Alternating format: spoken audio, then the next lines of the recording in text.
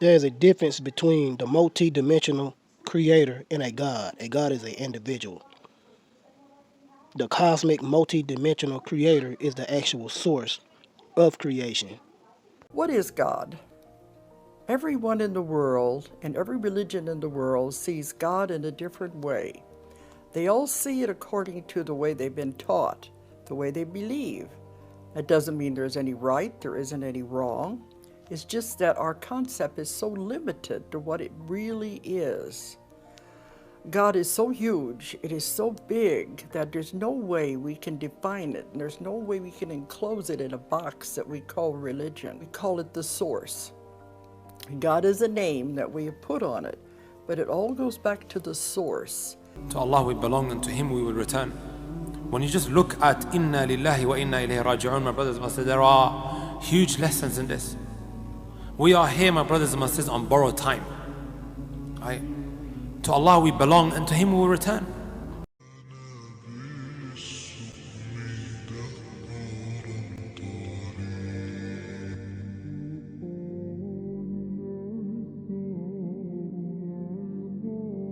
Right? Allah Azza wa Jalla placed us here. Just like my brothers and my sisters, if I borrowed you something, if I borrowed you something and then later on I came back to you and I said, let me take it back, are you going to get upset? We are here on borrowed time. The source is the beginning of everything. The first thing you have to get over is thinking that God is a man. We personify him. He is not. If anything, he would have been a woman, because woman is the feminine aspect, the creative aspect. But the truth is, it's not a physical, it is not a man or it is not a woman. It is a huge, powerful energy source that cannot be described. It is the embodiment of love. It is total love. Put it this way. Let's say you praying to a God outside yourself. First of all, a God is not finna jump at the wheel of a mortal. That would be like you jump into the wheel of a small ant when an ant tell you to move. Okay? Come on now. Y'all really think. We really have no business praying or calling on a God for an assistance. We really have no right to call up on a God. If you're a God, you're not about to bow to a mortal. Mortals bow to the God. So if a God comes at your call every time or whenever you call it, it's supposed to appear to you, that shows that really you the God and it's not the God. The God is the one that's supposed to make everything bow to it. See, all this shit backwards. We've been taught totally backwards. Man is the only God the world will ever have, find or discover, and man is an eternal being in his own right. Elijah Muhammad said this same shit in his book, Message to the Black Man in America. He said the exact same thing. He said man has been searching for a God outside himself for trillions of years. They have come to the conclusion that there is no God outside of man, and that man himself is the God. So some of y'all probably ain't get it. I'm gonna put it this way. Let's say you a God, right? You ain't finna bow to shit. You a God. And you know you're not about to move on the account of what a mortal is saying. A mortal is beneath you. Because you're a God. They're not on your level yet. They don't match your frequency. So why would you bow to them when they call on you? If anything, they're going to bow to you when you call on them. So when people pray to God to do such and such and answer their prayers, that's almost an insult to the God. You see? Truth is, we are the God, as the Alien Thor has made plain. And truth is, we are the magicians. This is the point of Franz Bardon making everything manifest that which was hidden from us.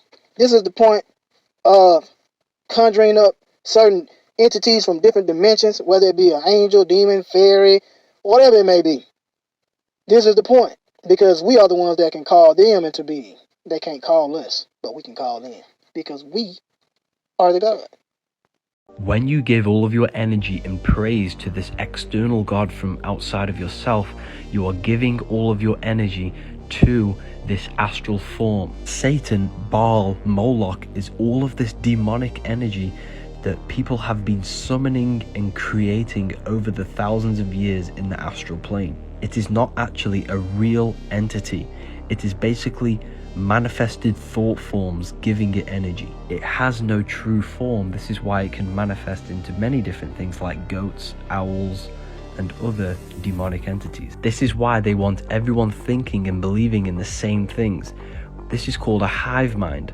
When everyone believes in one certain god or specific thing, this will all manifest in the astral plane. All of the minds in the world will give this etheric energy to this demonic energy in the astral plane, and this is what they are summoning. They are feeding off our energy. You are a microcosm of the macrocosm. You are a godlet, meaning a droplet of God, a spark of God, and this consciousness is in the center of the brain.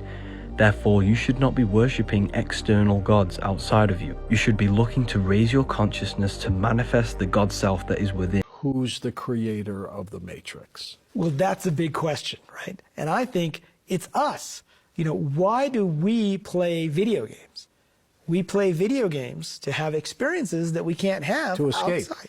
To escape, that's one reason. I can't fly on a dragon and shoot at orcs in this physical reality, Yet. but I can do it in a video game. Now, the question is, what experiences can we have here that perhaps our souls can't have outside of this simulated reality?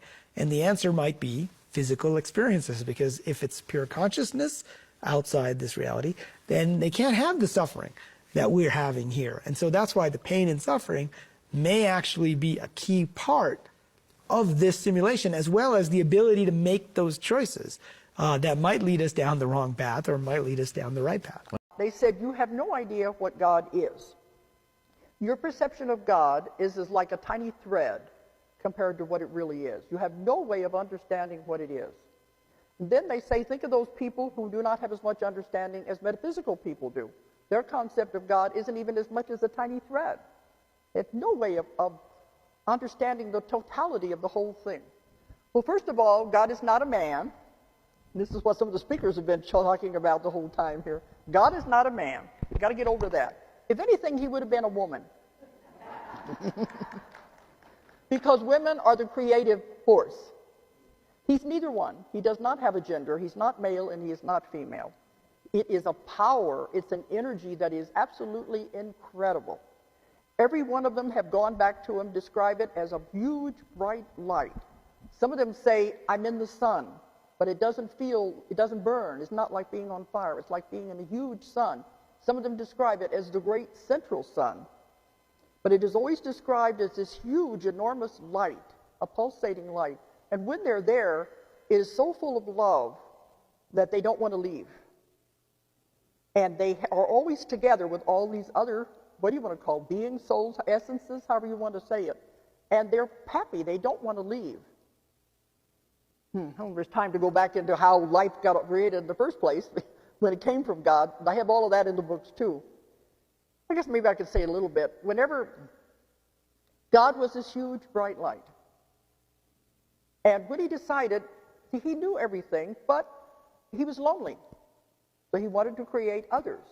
This is when he burst out. This is the Big Bang theory. When he burst out into all these millions and millions of particles. Now, when I take you back to what you really, really are, all you are is a tiny little spark of light. A tiny little spark. That's all you are. So in that point, they all shot out in all directions. Some of these little sparks became planets. Some became galaxies. And many of them became the individual souls. I have many clients that come in and say, I want to know where I came from. I said, well, we all came from the same place.